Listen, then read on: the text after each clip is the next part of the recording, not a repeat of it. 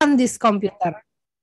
Kalau gitu diulangin lagi. Ini kita bintang tamunya adalah Mbak Rini Veronica. Beliau adalah seorang pembuat kebaya cantik ya dan juga seorang penulis di majalah Girls selama 10 tahun sebelumnya. Nah, kita mau dengar ceritanya dalam Spirituality versus Temptation di sesi A Magical Journey to Build True Happiness setiap hari Jumat Minggu Ganjil bersama saya Yovita Trianto. Baik, langsung saja Mbak Rini. Dimulai ceritanya, silakan. Terima kasih Mbak Yovita. Selamat malam teman-teman. Selamat malam. Namaste. Tadi Mbak Yofi memperkenalkan saya sebagai pengrajin kebaya sekaligus brand healer Arhatik Yogi. Saya juga punya pekerjaan lain sebagai tarot reader. Ini tarotnya bukan yang tarot untuk ramal-ramalan ya, tapi yang konseling. Jadi konseling dengan media tarot. Beberapa teman-teman yang hadir di sini awalnya kenal saya karena tarot reading, kemudian lanjut ke brand healing begitu. Beberapa bahkan sudah ikut kelas dasar. Asik. Malam hari ini juga hadir. Asik. Gitu. Terima kasih sudah mengundang saya di acara ini. Saya hanya ingin menceritakan bagaimana awal saya masuk ke Indonesia Brand Healing dan tantangan apa sih yang saya hadapi sehingga saya tahu bahwa ini bagian dari misi jiwa saya, misi hidup saya. Awalnya saya dikenalkan oleh Pak Haryadi, dulu satu kelompok di kelompok meditasi Soul, Mind, and Body. Saya dulu punya kelompok meditasi seperti itu. Kami dulu meditasinya dengan Vipassana, kemudian saya waktu itu sudah bisa memproyeksikan prana, begitu sepertinya bawaan lahir. Terus, oh Mbak Rini kan bisa prana. Itu tuh di Indonesia Brand Healing, Mbak Rini bisa belajar tekniknya gitu. Oh serius, pas waktu itu anak saya ada gangguan mata yang mengharuskan dia untuk tetes mata seumur hidupnya. Kemudian saya pikir-pikir, wah saya harus bantu anak saya nih. Masa sih mau setiap bulan kontrol gitu. Sekarang sih sudah 3 bulan, 6 bulan sekali kontrol dan tekanan matanya relatif stabil. Tingkat dasar berjalan dengan normal. Tidak ada godaan, tidak ada gangguan. Ini tahun berapa Mbak Rini, maaf? Tahun 2018 ternyata. Oh iya. Entah kenapa saya sering mengatakan bahwa saya masuk ke IPH itu tahun 2016. Padahal tahun 2018 ternyata. Gitu. Seolah-olah sudah lama gitu. Yeah. Terus masuk ke PH2. Nah, itu tantangannya. Pas mau PH2 itu ndelalah Merapi waktu itu batuk-batuk. Terus saya digoda untuk menyerahnya bukan karena Merapi batuk-batuk, tapi karena saya digoda dengan rasa takut. Jadi saya mengalami ketakutan yang besar, kecemasan. Saya digoda bahwa rekan-rekan instruktur di Indonesia Brand Healing, terus pemiliknya bahkan itu apa ya, memperbudak manusia, menjual manusia. Saya kalau masuk ke sana, saya pasti akan dikurung, terus saya nanti akan dijual, saya akan diperbudak. Kalau saya cerita sekarang, dulu saya juga pernah cerita ke Mbak Ria, rasanya sulit dipercaya saya punya pikiran seperti itu. Tapi saya sungguh-sungguh punya pikiran seperti itu. Jangan-jangan ada basementnya, tempat di sana itu ternyata mengurung banyak orang, banyak perempuan, kemudian dijual, entah bagaimana pikiran itu ada. Saya benar-benar takut. Jadi malam itu saya mau tidur itu takutnya itu bukan tidak bisa tidurnya itu karena excited. Oh, besok saya mau belajar. Tapi karena takut gitu. Terus waktu itu masih berkomunikasi dengan Pak Dodi, tapi saya alasannya, Pak Dodi saya besok sepertinya nggak bisa ikut. Itu alasannya bukan karena saya takut, tapi karena Merapi batuk-batuk ya anak saya di rumah sendiri gitu.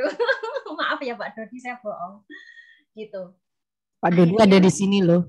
Hai Pak Dodi. Itu saya pernah menuduh beliau jahat gitu. Terus yowis, akhirnya saya bisa lancar ikut kelas PH2. Kemudian PH3, SBY, Soul, bahkan saya ikut PSD itu tanpa halangan sama sekali. Terus tiba-tiba ada pengumuman untuk ikut Arhatik. Mbak Rini tadi pikiran yang tadi itu maaf, yang ada apa basement segala macam itu hilangnya gimana Mbak? Hilangnya saya doa. Saya sadar bahwa ini godaan karena sebelumnya saya sudah mendalami kitab suci, kemudian saya sudah membimbing banyak orang untuk ikut pendalaman kitab suci, saya juga punya kelompok meditasi. Jadi saya pikir ini hanyalah godaan, tidak mungkin itu sesuatu yang nyata. Terus saya jadi mikir, ini pasti sesuatu hal yang besar. Ini pasti menyangkut misi jiwa saya. Pasti saya akan bertumbuh di sana, sehingga saya harus digoda melalui godaan yang menurut saya termasuk besar. Karena itu rasa takut, menggoda dari dalam rasa takut, kecemasan, ketakutan, dan lain-lain. Kalau itu bukan sesuatu hal yang besar, kalau saya tidak belajar apapun di sana, pasti godaannya tidak sebesar itu. Saya meyakininya seperti itu, terus ya sudah jalan. Saya paginya bisa bangun lebih awal, berangkat lebih awal naik kereta, sampai di sana saya belajar. Dan ketika saya masuk tingkat arhatik baru mengetahui, baru menyadari, oh ini misi jiwa saya di sini. Oh, keren ya. Jadi godaannya luar biasa itu ya Mbak Rini ya. Maksudnya baru mau ikut advance saja udah, waduh jangan-jangan ini, jangan-jangan itu, jangan-jangan ini ya. Nah, terus jadi mungkin tadi kan Mbak Rini bilang doa ya Mbak ya. Tapi ada hal-hal lainkah yang dilakukan yang mungkin membawa suatu pemikiran bahwa enggak gitu kok sebenarnya gitu loh, bahwa sebenarnya pranic healing ini banyak manfaatnya dan lain-lain. Mungkin tadi selain tentang pengobatan mata dari anak Mbak Rini ya, apakah ada hal-hal lain yang menguatkan gitu loh bahwa ternyata nggak gitu kok, bukan yang aneh-aneh, bukan yang kadang-kadang kan orang luar tuh kalau dengar pranic healing, apaan tuh? Saya nggak gitu-gitu deh, maksudnya nggak gitu-gitu gimana gitu ya kan, kadang-kadang juga bingung. Coba Mbak, silakan Mbak. Pertama saya menguatkan hatinya karena ini pasti hal yang besar, pasti ini menyangkut misi jiwa saya. Jadi entah saya akan dibawa kemana, tapi pasti menyangkut misi jiwa saya, pasti menyangkut tanggung jawab yang besar yang akan saya diberikan kepercayaan pada saya di masa mendatang. Yang kedua, saya melihat kembali grup tingkat dasar. Oh, nggak ada tuh yang merasa takut. Oh, semua baik-baik saja. Isi grupnya juga menyenangkan. Apa yang dibagi sana juga menyenangkan. Semua sharing tentang pengalaman mereka yang amazing banget. Tingkat dasar sudah bisa menyembuhkan ini itu, gitu. Itu yang menguatkan saya. Gitu. Terus kemudian saya meditasi, vipassana, lancar sampai arhatik. Nah, arhatik itu Tuhan mempersiapkan saya dengan luar biasa. Saya sempat cerita juga di grup bahwa ketika saya sudah mendaftar arhatik, saya merasa seperti jatuh cinta. Jadi hati saya berbunga-bunga, terus menghadapi hari-hari itu nggak sabar menunggu hari H. Terus saya bekerja lebih cepat karena saya mau ketika saya arhatik itu saya sudah tidak ada beban pekerjaan. Semua pekerjaan yang harusnya dibagi ke penjahit-penjahit saya semua sudah beres. Saya sudah motong sampai lembur-lembur gitulah supaya saya motong terus semuanya lancar. Meskipun awalnya saya tidak ada niat untuk ikut arhatik. Karena saya pikir dana sekian itu cukup besar bagi saya gitu loh. Terus tiba-tiba saya juga sudah share di grup dulu bahwa ternyata saldo di rekening saya dengan pembukuan saya agak berbeda gitu loh. Saya sempat bilang ke suami, saya udah tengah bulan kok baru dapat segini ya, biasanya kan sudah dapat segini gitu. Tapi ketika saya lihat saldonya loh kok gede banget. Wah, ini saya bisa ikut arhatik, saya bilang gitu, tapi belum kepikiran. Maka ketika di list di situ siapa yang mau ikut arhatik, siapa yang mau ingin tapi butuh di blessing, saya nulis aja nama saya santai, belum kepikiran kok ikut arhatik gitu. Tapi ketika saya kena blessingnya, terima kasih para instruktur sudah blessing saya kena blessingnya tuh. Rasanya kena blessing kayak kena apa gitu. Jadi saya kena blessingnya itu sehingga ketika saatnya saya harus membayar loh. Kok saya hari ini sudah membayar toh? Saya bisa membayarnya dengan ringan. Ternyata masih ada sisa juga untuk renovasi rumah waktu itu dan untuk yang lain-lain. Itu bagi saya Tuhan mempersiapkan saya untuk hal yang besar. Seolah-olah Tuhan memaksa saya untuk ikut dengan penuh kelembutan, dengan penuh cinta, dengan menyediakan waktu, menyediakan dana. Dan kebetulan saya juga sedang sehat. Terus maksudnya sedang sehat sekali dan penuh semangat gitu. Ketika saya sudah mendaftar resmi saya menjadi calon arhatik yogi, yaitu tadi seperti orang jatuh cinta. Hari-hari saya penuh dengan semangat, kegembiraan, terus wow. Jadi rencananya ke sana itu hari H pagi, saya sampai maju bukan hari H pagi tapi H-1. Jadi saya menginap di sana untuk mempersiapkan jangan sampai saya ketinggalan kereta atau bangunnya terlambat atau terburu-buru. Saya ingin betul-betul mempersiapkan diri untuk itu. Dan ketika sudah mulai acaranya ada quote-quote dari Master Choa Kok Sui itu, saya nangis Mbak Yovita. Wow. Saya melihat di layar itu quote-quote-nya Master Choa itu, ya ampun, saya tuh bisa nangis.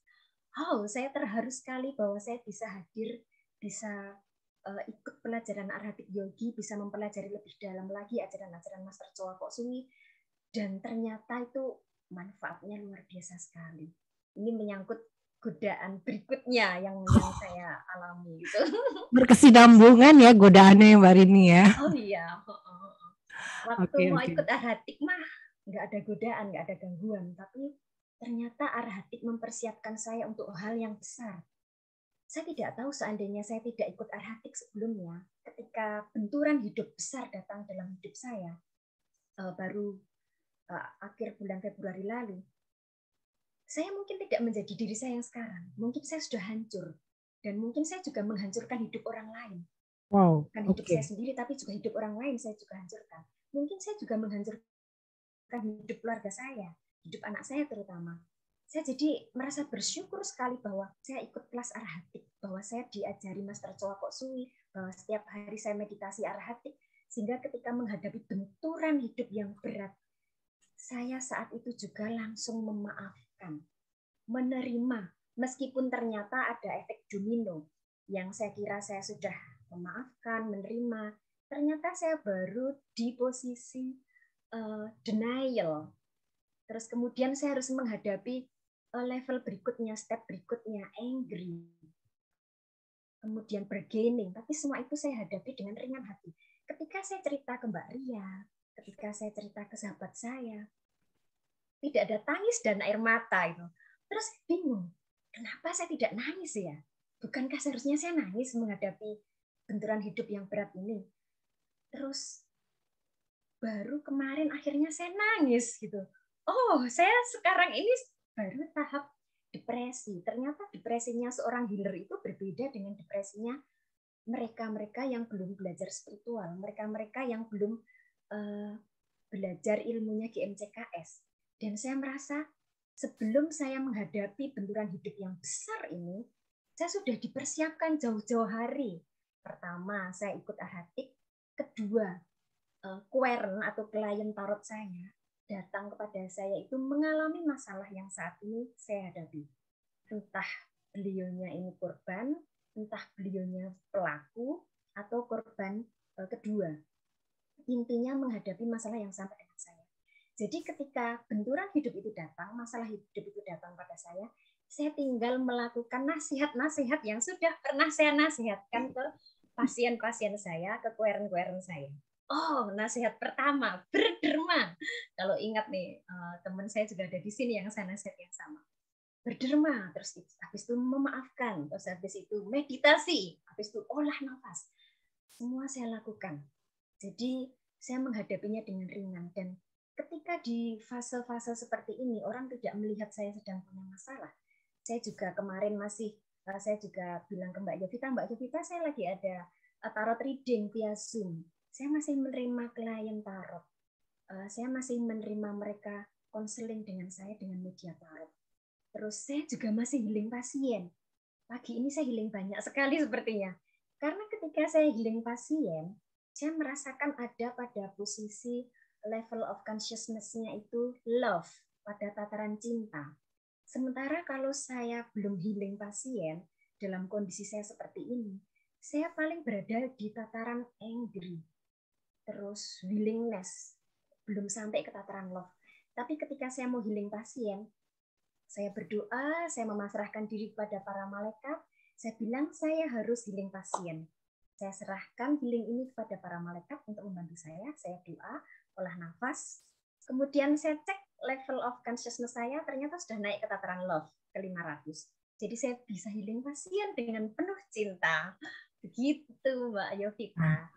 Aku dengernya juga ini kayaknya masih penuh cinta deh ini Mbak Rini ceritanya ya. Senyumnya, wajahnya, sumringahnya, wah ini juga masih full of love. Wah, luar biasa.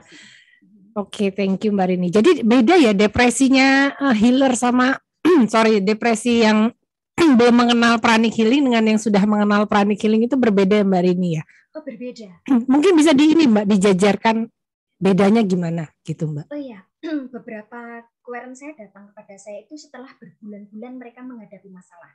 Jadi selama berbulan-bulan itu mereka menangis, mereka marah, mereka kecewa, mereka sakit hati, mereka dipenuhi dengan perasaan-perasaan negatif itu datang kepada saya itu setelah berbulan-bulan loh. Gitu. Lama ya disimpan. Dan ketika datang ke saya entah bulan keempat atau kelima, itu mereka masih dalam posisi, dalam tahap depresi, masih dalam step keempat dalam tataran psikologi untuk orang menghadapi permasalahan. Jadi masih jauh ke acceptance gitu. Terus saya ternyata sebulan sudah masuk ke depresi. Itu bukan sesuatu yang bisa saya lompati. Yang saya lompati hanya di awal. Saya tidak marah duluan, tapi saya denial duluan, baru kemudian marah. Tapi sekarang masuk ke fase depresi.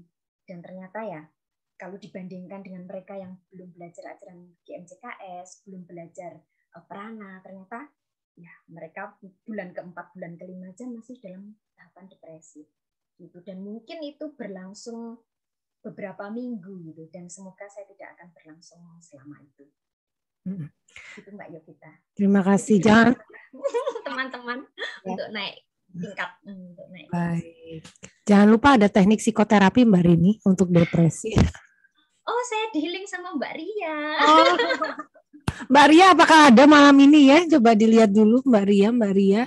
Apakah ada? Oh, ada Mbak Ria. Wah, ini boleh. Oke. Siapa tahu mau komentar. Baik. Mbak Sejati nih ya. Duo dari Jogja. Oke. Makasih Mbak Rini. Nah, baik nih teman-teman, mungkin kalau ada yang mau bertanya ke Mbak Rini ya mengenai ini spiritualitas dan godaan ya, karena ini udah ada Mbak Tias.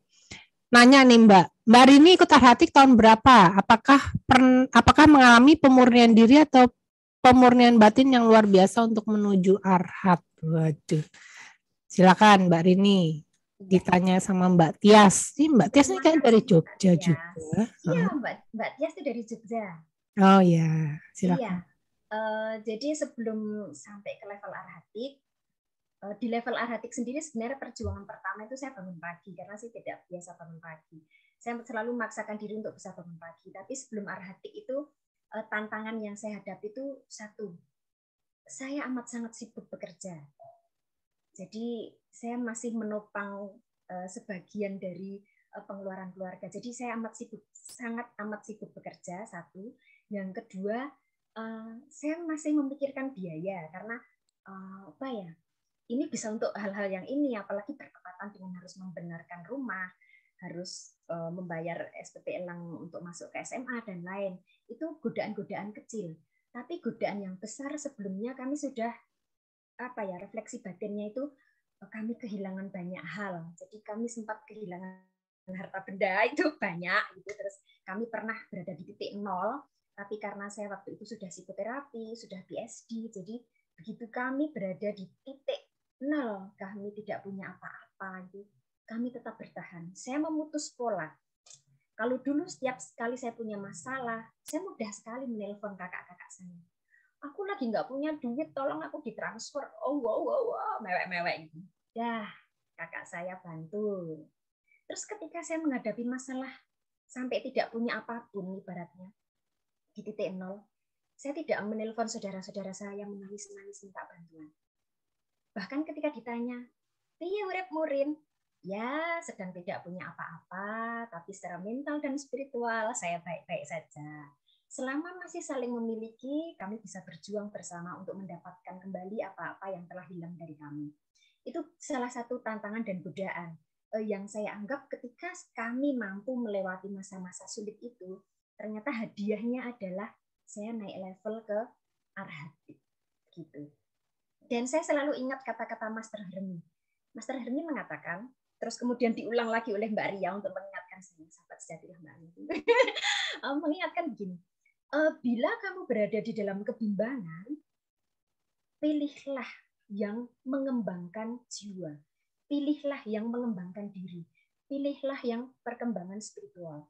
Jadi ketika mau retret Arhatik beberapa bulan lalu, oh ya Mbak Tia, saya ikut Arhatik tahun 2001, kemudian 2021 baru tahun lalu. Ketika beberapa bulan kemudian setelah saya lulus Arhatik, ada retret Arhatik Yoga. dan juga memakan biaya, waktu itu saya digoda lagi.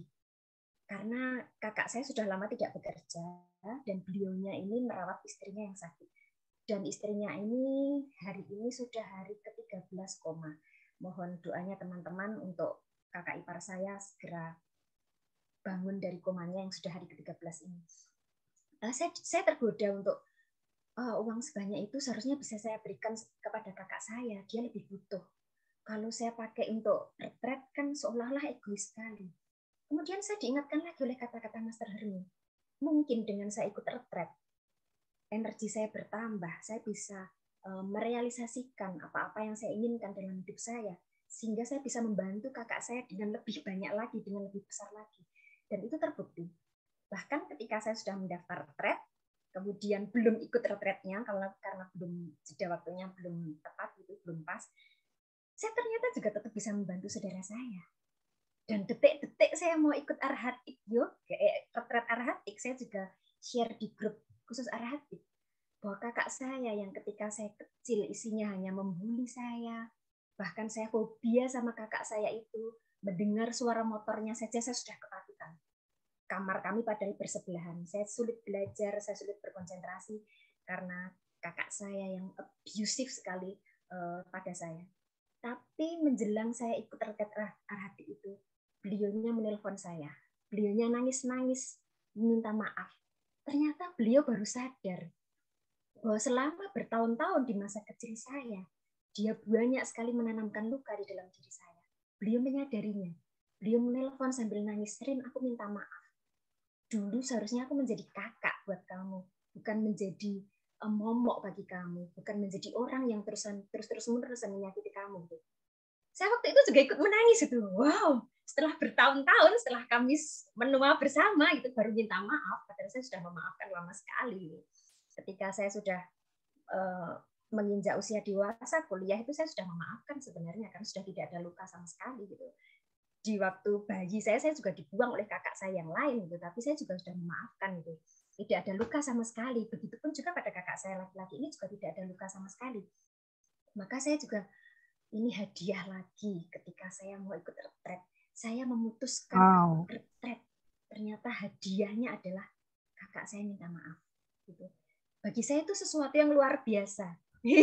Seorang kakak yang selisih 1, 2, 3. Selisih 3 orang.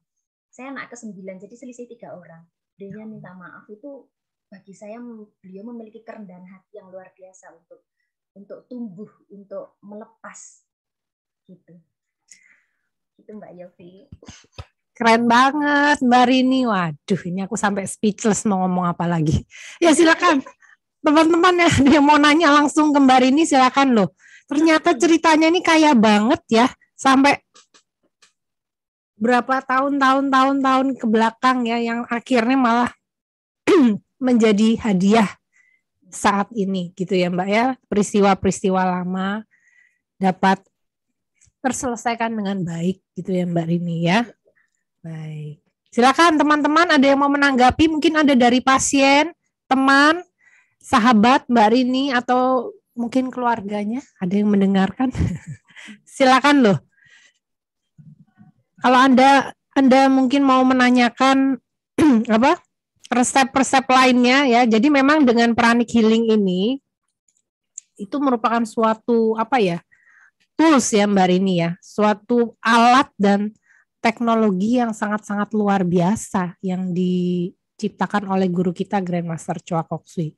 Nah sebenarnya memang guru kita Grandmaster Choa Kok Sui ini juga mengatakan demikian ya, sangat banyak sekali. Ini kebetulan saya baca dari buku Golden Lotus Sutra ya, Creative Transformation.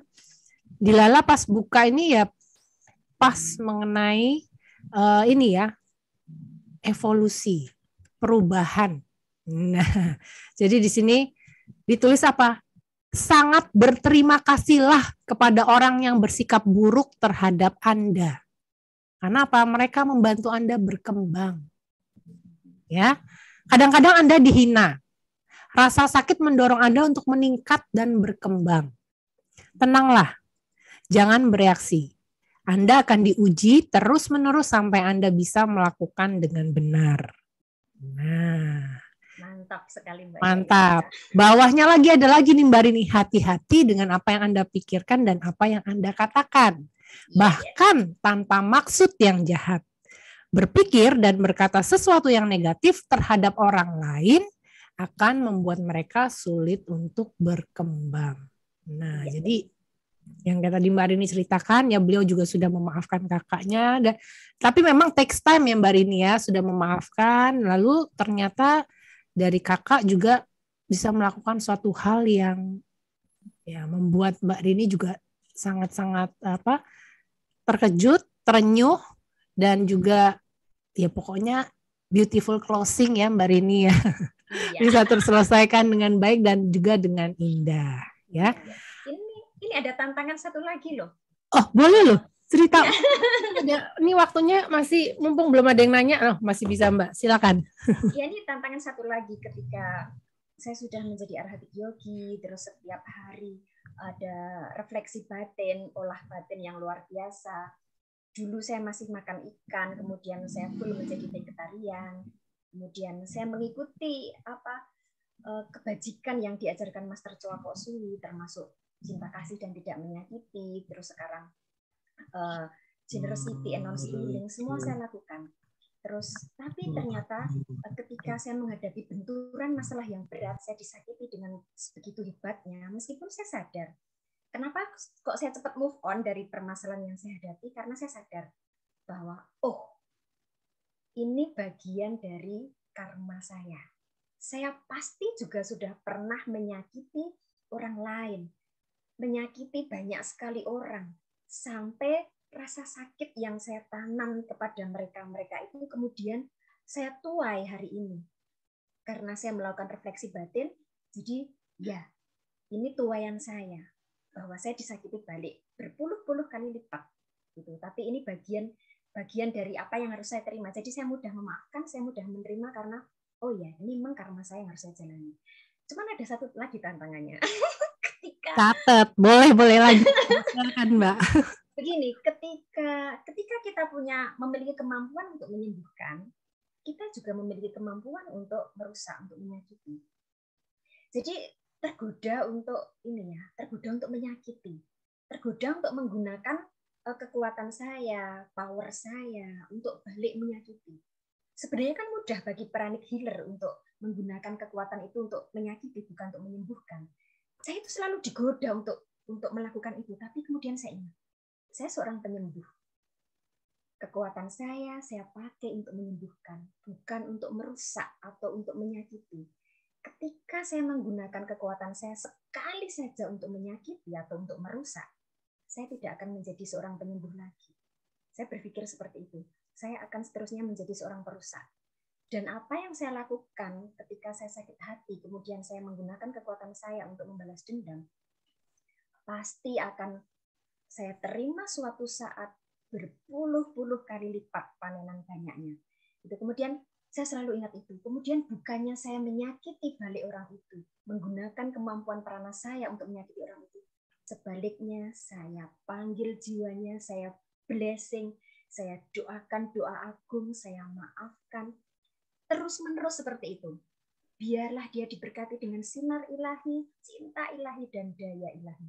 Dan ketika saya memberkati orang yang paling menyakiti saya dengan sinar ilahi, cinta ilahi, dan daya ilahi, saya juga merasakan cinta yang sama. Gitu Mbak Yovita. Jadi hati-hati ya teman-teman, meskipun bisa menggunakan prana untuk menyakiti, no way. Baik Mbak Rini, ini juga benar ya, benar banget Mbak Rini. Dan kalau tadi yang disampaikan Mbak Rini, memang sebagai pranic healer ya kita belajar banyak hal, dan memang ya itu tadi, jadi bisa memiliki kemampuan ya untuk melakukan lebih dari yang lainnya. Tapi memang ini untuk kebaikan tentunya ya. Baik, ini kayaknya di chat udah banyak yang nanya, tak tanya dulu Mbak Rini ya. Oke. Dari atas ini Mbak Cecilia, Mbak Yofi boleh share judul bukunya tadi ya. Oke, ini beruntung sekali Mbak Rini ya tadi. Kalau Mbak Rini apa gitu. Mbak Sisil ya. Judulnya adalah Creative Transformation ya, atau transformasi kreatif. Kalau Anda mau, Anda bisa pesan. Malam ini ada namanya Mbak Swasti Indra. Mungkin Mbak Swasti bisa menulis nomor teleponnya ya. Jadi Mbak Sisil bisa memesan bukunya. Jadi ini dijual per set ya. Nah, per set ini isinya 7 buku. Sekalian aja nih saya ya. 7 buku kecil-kecil tapi luar biasa ya. Jadi Anda bisa pesan bukunya langsung Bu Sisil, tidak akan mungkin kecewa. Jaelah, karena ini benar-benar Golden Lotus Sutra. Isinya ini benih-benih keemasan yang sangat-sangat luar biasa yang dapat kita baca, jadi pengingat, penguat, penyadar, semuanya deh. Pokoknya creative transformation ya. Bisa hubungi Mbak Swasti Indra atau Mbak Swasti bisa tulis nomor teleponnya ya. Atau di Tokopedia itu nama tokonya Golden Lotus Sutra ya. Anda bisa pesan. Oke, next. Mbak Tias nanya lagi bagaimana support atau sikap suami dan anak terhadap keputusan Mbak Rini mendalami PH sampai level tinggi. Dan apakah mereka juga diajak meditasi rutin atau belajar ajaran PH atau ikut kelas PH? Ya, silakan Mbak. Nanti masih ada 2 lagi yang nanya. Mungkin jawab dulu yang Mbak Tias. Terima kasih Mbak Tias. Ya, anak saya sudah merencanakan pertama-tama dia mau ikut kelas soul, tapi menunggu usia 16 tahun. Meskipun dia old soul, tapi saya minta untuk 16 tahun nanti baru ikut kelas soul. Setelah ikut kelas soul, baru merencanakan untuk kelas basic dan seterusnya. Untuk suami tentu sangat mendukung, karena dia juga saya healing seminggu 3 kali untuk hipertensinya. Kemudian sekarang dia sudah mulai ikut THM, Twin Heart Meditation, setiap hari. Jadi selain menyehatkan tubuh, juga merilis banyak sekali perasaan-perasaan negatif di dalam dirinya. Dia juga lebih sehat, lebih optimis setelah melakukan THM setiap hari. Kalau anak saya sudah mengenal meditasi agak lama, ya Elang ya, ada di sini juga. Terus cuman belum rutin, tapi dia sudah ikut SBY juga dengan Indonesia Pranic Healing barengan dengan saya. Jadi saya pas ikut SBY, Elang juga ikut SBY Super Brain Yoga. Gitu. Ya. Nah, SBY itu Super Brain Yoga ya, sahabat Pranic Healing, bukan yang lainnya. Oke. Baik. Ada lagi mungkin Mbak Rini untuk yang pertanyaan Mbak Tias? Ya. Ya. Oke, baik. Ini ada Mas Agung Nugroho. Mbak Rini mau tanya bagaimana cara mengecek level of consciousness. Ini cara lain ya, mungkin ya ini ya. Panjang kayaknya 1 sesi lagi mungkin ini ya Mbak Rini. Gimana nih? Iya, cara mengecek level of consciousness kita itu dengan finger muscle test. Jadi begini, tapi ini mesti dipelajari ya. Ini tidak sekali latihan kita bisa, karena kita harus paham apa sih level of consciousness-nya menurut David Hawkins ini apa sih? Kita paham dulu semuanya, kita pelajari apa, baru kita bisa belajar finger muscle-nya. Kalau enggak ya kita akan sulit mengetes. Tapi biasanya kalau saya mengetes ya pakai caranya beliau, tapi semuanya bisa di scanning, bisa dikonfirmasi dengan scanning. Kita semua sudah bisa scanning energi. Ya, luar biasa jawabannya. Mas Agung sudah belajar Pranic Healing kan? Anda bisa coba dengan scanning ya. Terima kasih. Mbak Rini juga terima kasih. Oke, lalu ada Pak Dharma. Mbak Rini, bagaimana menjaga tetap stabil atau tidak terprosok dalam godaan atau gangguan? Tahapannya bagaimana? Silakan Mbak. Ya, itu Ibu Dama. Bukan Pak. Ibu Dama. Iya. Saya salah. Pelanggan kebaya juga. Iya, kebayanya cantik banget Mbak Rini. Terima kasih Ibu Dama. Boleh Bu Dama buka video mungkin kita kenalan sekalian yuk. Oke, nanti aja lah ya. Nanti aja boleh. Silakan. Pertanyaannya. Ini dia sudah kelihatan. Ya, gimana Mbak Rini? Tahapan-tahapannya untuk kita tetap menjaga damai, sukacita di dalam hati itu pertama-tama saya pasti akan olah nafas dulu. Olah nafas itu banyak sekali, tapi yang paling mendasar olah nafasnya nanti sepertinya diajarkan nggak ya sebelum meditasi nanti. Kita tarik nafas melalui hidung, simpan di perut, keluarkan lagi, begitu dengan tempo yang lambat kita simpan sekuatnya. Tapi olah nafas dulu pertama-tama. Setelah olah nafas, saya pasti akan doa. Doanya bukan doa untuk apa ya, untuk selalu meminta bukan, tapi lebih ke rasa syukur, bersyukur. Syukurnya pun juga untuk hal yang sepele, bukan untuk hal yang besar. Bersyukur atas udara ajaib yang setiap hari saya hirup, bersyukur atas kehangatan matahari, bersyukur atas tanaman yang tumbuh di seluruh muka bumi yang menjadi makananku, bersyukur atas kesegaran air. Jadi bersyukur untuk hal yang sepele. Jadi rasa syukur itu otomatis akan meningkatkan vibrasi energi kita. Jadi ketika kita sedang sadari nafas, kemudian rasa syukur. Bersyukurlah untuk hal-hal yang bahkan orang lain mungkin tidak sadari bahwa itu harus diberi ucapan syukur. Juga bersyukur atas tubuh kita yang sehat, atas mata kita yang sehat, atas gigi kita, atas kulit kita. Semua yang ada dalam diri kita itu perlu wajib diberi ucapan terima kasih. Kemudian katakan pada diri sendiri, aku mencintai diriku sendiri, aku berterima kasih atas diriku sendiri, aku juga minta maaf pada diriku sendiri bila kadang aku melukai diriku.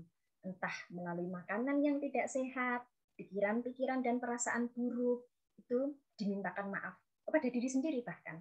Itu nanti akan meningkatkan vibrasi energi. Gitu. Kemudian pasti meditasi, Bu Dama. Gitu. Nanti kita akan meditasi bareng. Yeay, terima kasih Mbak Rini. Jawabannya lengkap ya. Baik. Nah, Terima kasih Mbak Rini ya. Kembali kasih. oke. Baik, tadi Ibu Cecil ini sudah dijawab oleh Mbak Swasti. Nomor teleponnya bisa langsung hubungi ya. Lalu ada Mbak Dewalina, halo, selamat malam ya, menanyakan Mbak Rini, Arhatik ada meditasi setiap pagi. Bagaimana cara menumbuhkan motivasi dan konsistensi untuk melakukan ritual ini rutin? Pernahkah Mbak Rini absen? Apa perbedaannya ketika rutin ritual dengan ketika tergoda tidak melakukan ritual? Ya, ini kan godaan banget ya, bangun tiap pagi subuh-subuh meditasi. Coba Mbak Rini. Iya, godaan pertama saya itu memang bangun pagi. Karena biasanya tuh saya bangun 5:30. Kemudian saya harus bangun 4:30. Setelah bangun 4:30, saya harus mengeluarkan kotoran dalam tubuh saya. Supaya pas meditasi itu saya sudah Zoom dimulai, saya sudah mulai duduk dan tidak pergi-pergi lagi. Saya menyiapkan air putih 1 termos, kemudian saya sudah menyalakan dupa atau menyalakan lampu khusus gitu. Saya persiapkan itu. Jadi 1/2 jam itu untuk persiapan, kemudian pukul 5 kurang itu biasanya saya sudah duduk untuk fokus. Jangan sampai saya miss, apalagi waktu master masih bergabung tuh kata-kata master tuh selalu menguatkan. Tantangan pertama saya adalah masalah bangun pagi. Ketika tubuh saya sudah memiliki ritme atau pola atau habit untuk bangun setiap 4:30, entah saya tidur 1:30 malam atau 1:30, 4:30 saya pasti sudah bangun. Tantangannya berbeda ternyata tantangannya berbeda lagi. Tantangannya, aduh, meditasi hari ini berat. Nanti saya mual-mual nggak ya? Atau aduh, meditasi hari ini berat. Tapi yang menguatkan saya adalah para pasien saya. Pasien-pasien saya berhak mendapatkan energi yang lebih powerful. Pasien-pasien saya berhak mendapat penyembuhan atau kesembuhan yang lebih cepat. Saya juga ingat klien-klien saya yang bahkan kadang baru buka Zoom saja mereka sudah nangis. Mereka butuh healer yang kuat, yang powerful. Jadi yang memotivasi saya untuk bangun setiap pagi itu sebenarnya adalah pasien-pasien saya, klien-klien saya.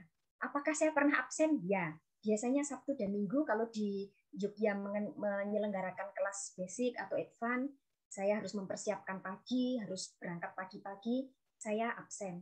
Atau saya mau melakukan perjalanan pagi-pagi keluar kota mengunjungi kakak saya yang sakit, mengunjungi ibu saya yang sakit, biasanya saya juga absen. Atau tiba-tiba saya punya kerinduan untuk misa harian, kemudian setelah misa harian itu biasanya mengaku dosa, gitu, saya absen. Jadi ya, saya beberapa kali absen.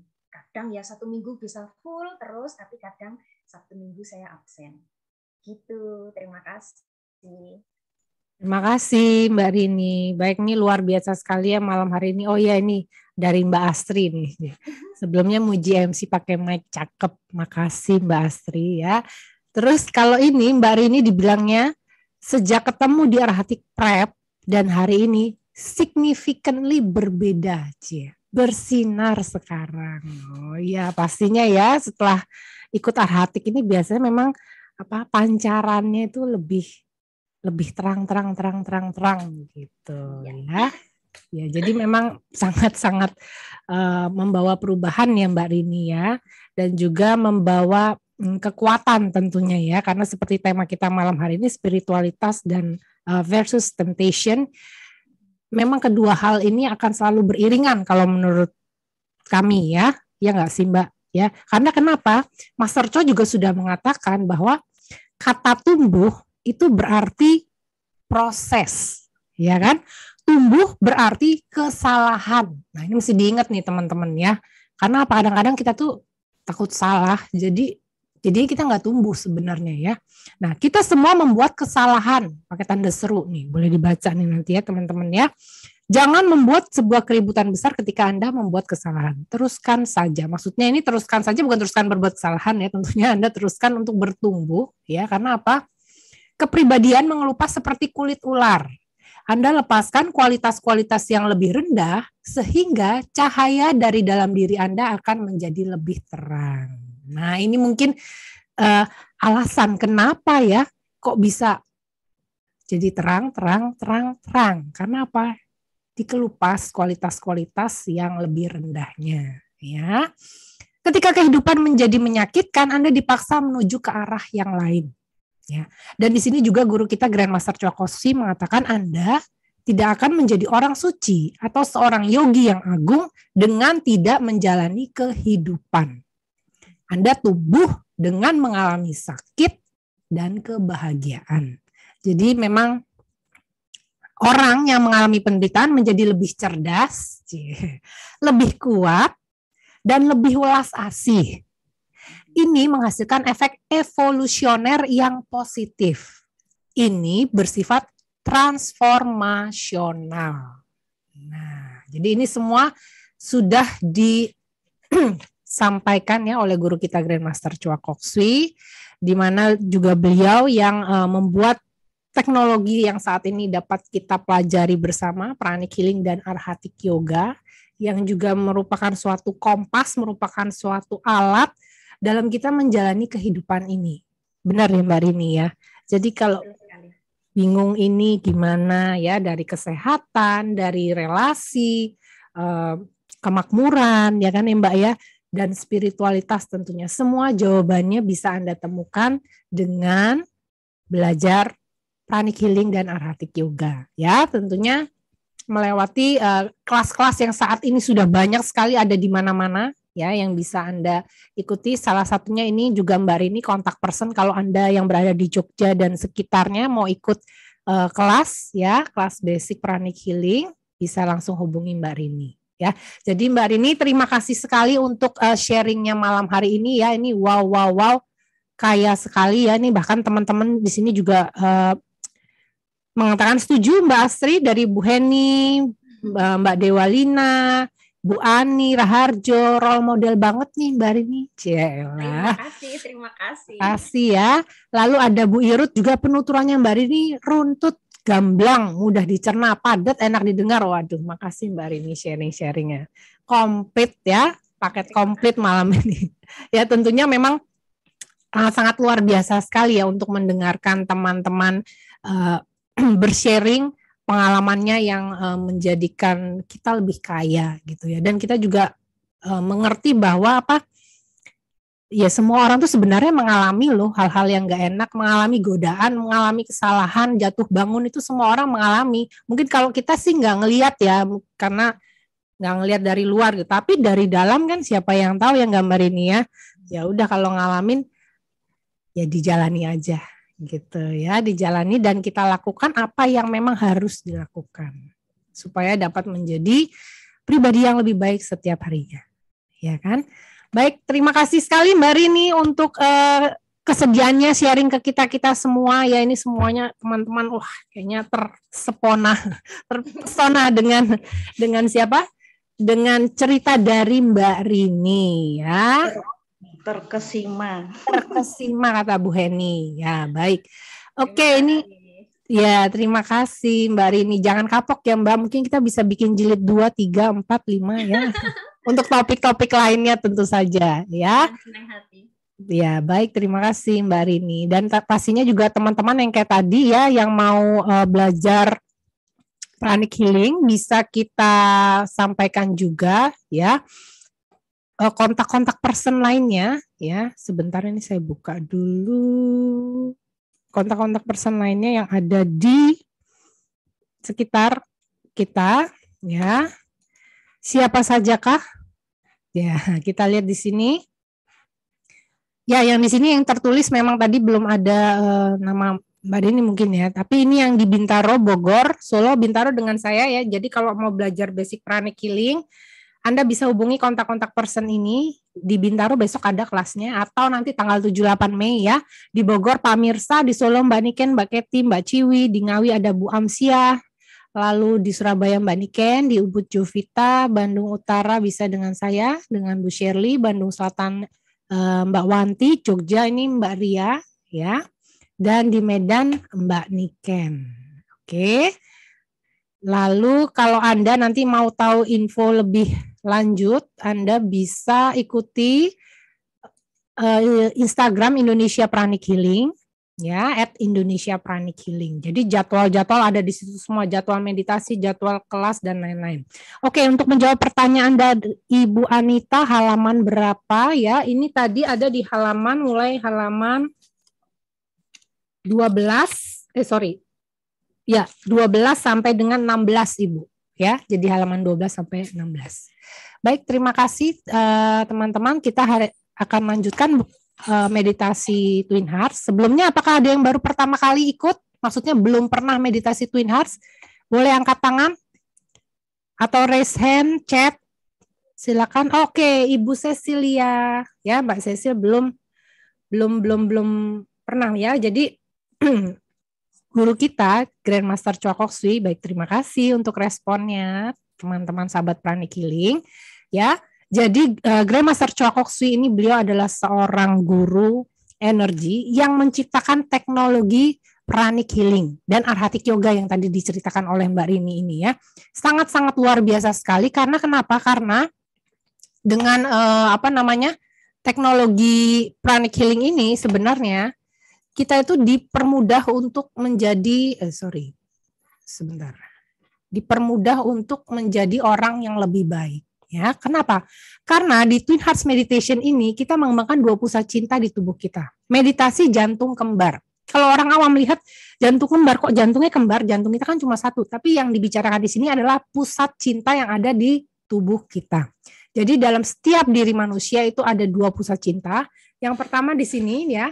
Ini di cakra jantung, kita nyebutnya di tengah-tengah dada kita. Ini merupakan pusat cinta terhadap sesama. Sifatnya apa? Masih terbatas dan biasanya masih bersyarat. Terbatasnya apa? Ya saya mencintai keluarga saya, teman saya, orang yang saya kenal. Tapi kalau sifatnya memang terbatas. Yang bersyaratnya biasanya ya karena kamu baik sama saya baik sama kamu. Karena kamu menolong saya menolong kamu, masih seperti itu. Ya, jadi masih limited. Pusat cinta yang kedua itu adalah pusat cinta ilahi ya, ini di puncak kepala, kita sebutnya di cakra mahkota. Jadi ini merupakan pusat cinta yang sifatnya universal. Kalau ilahi itu selalu universal. Tidak ada bedanya, semua sama saja. Seperti matahari yang bersinar tuh buat semua orang. Jadi nggak pilih-pilih, nggak pilih lebih sayang ini atau lebih cinta yang ini karena ini enggak, semuanya dicintai sama kadarnya. Oke?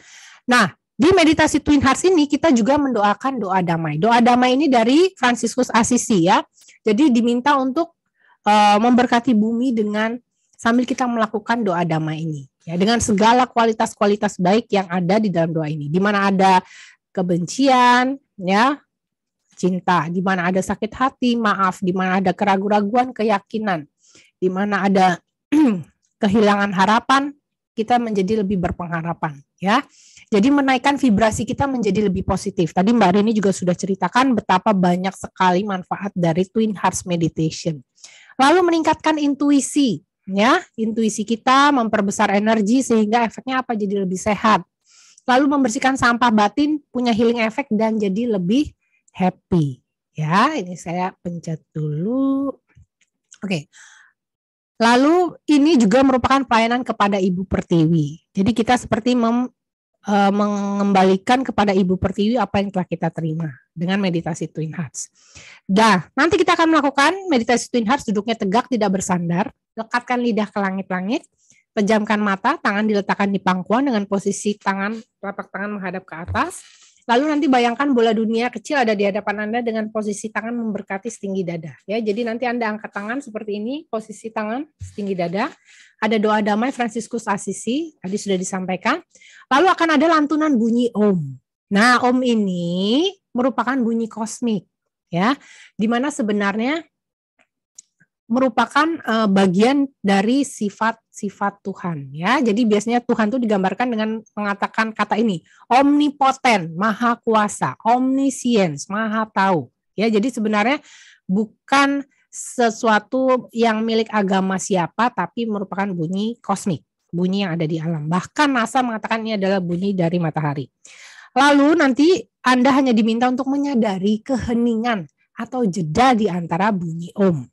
Ya, bayangkan bintang cemerlang ada di atas kepala. Kalau susah bayangin bintang, Anda bayangkan berlian. Kalau susah membayangkan, Anda niatkan. Ada bintang terang di atas kepala atau ada berlian terang bersinar di atas kepala Anda. Nah, nanti meditasi ini merupakan meditasi terbimbing, jadi Anda nggak perlu takut, ya, Anda ikuti saja.